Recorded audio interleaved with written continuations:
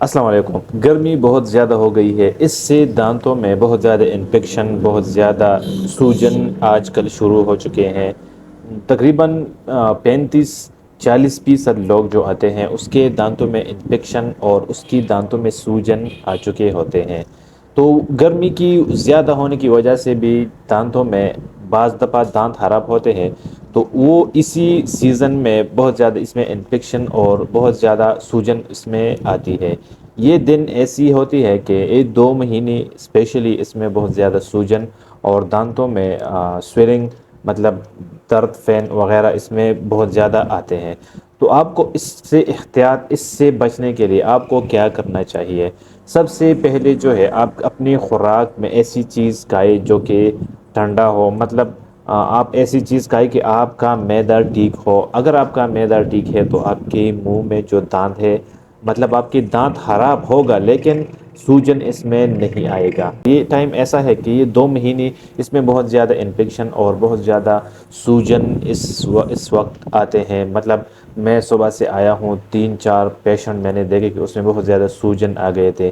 تو خوراک کی وجہ سے بھی بہت زیادہ لوگ خوراک کا بھی بے تحاشا استعمال کرتے ہیں۔ مطلب یہ نہیں دیکھتے کہ میں کیا کر رہا کھاتا ہوں یا نہیں، کیا نہیں کر رہا ہوں، بس جو بھی ملتے ہیں کھاتے ہیں۔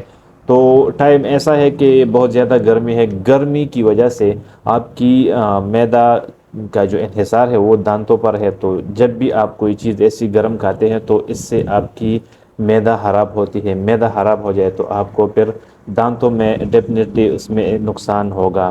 تو انفیکشن سے بچنے کے لیے اپنی خوراک میں ٹھنڈی چیز کا کھائے۔ برف نہیں، میں آپ کو برف کی بات نہیں کر رہا، ٹھیک ہے؟ جو آپ کہتے ہیں سبزی کھائے، اس طرح کے چیز ایسے کھائے جو چیز آپ کا معدہ ٹھیک کرنے کے لیے بہتر ہو، ٹھیک ہے؟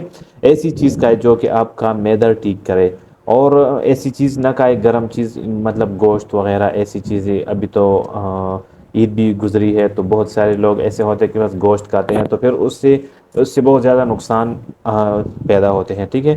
تو سب سے پہلے آپ کی اور دوسری بات یہ ہے کہ اگر آپ کی دانتوں میں انفیکشن آ جائے تو اس سے ہم علاج کیسے کریں گے، اس کو ہم ٹھیک کیسے کریں گے؟ تو اگر آپ کی دانتوں میں انفیکشن آئی ہے یا آپ کی دانتوں میں سویلنگ آئی ہے، سوجن آئی ہے، تو اس کو آپ بہت اچھی طریقے سے ختم کر سکتے ہیں۔ سب سے پہلے جو اس کا میڈیسن آتا ہے وہ ڈینزین ڈی ایس ہے، جس سے آپ کو جو انفیکشن ہے، یہ جو سوجن ہے، یہ ختم کرے گا، ٹھیک ہے؟ یہ سویلنگ جو ہے نا وہ ختم کرے گا۔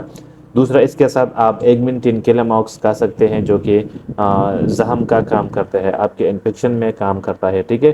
اس کے ساتھ اگر اس میں پین آتی ہے، اس میں درد آتی ہے، تو آپ اس کے ساتھ پین کلر کھا سکتے ہیں، وہ جو بھی ہو، پروبن ہو، بروپن ہو، انسیٹ ہو، پانسٹان پورٹ ہو، مطلب جو بھی دانتوں کا درد کا دوائی میڈیسن ہے نا وہ کھائے تو انشاءاللہ آپ کی جو یہ انفیکشن ہے یہ اس میڈیسن کے ساتھ ختم ہو جائے گا، ٹھیک ہے؟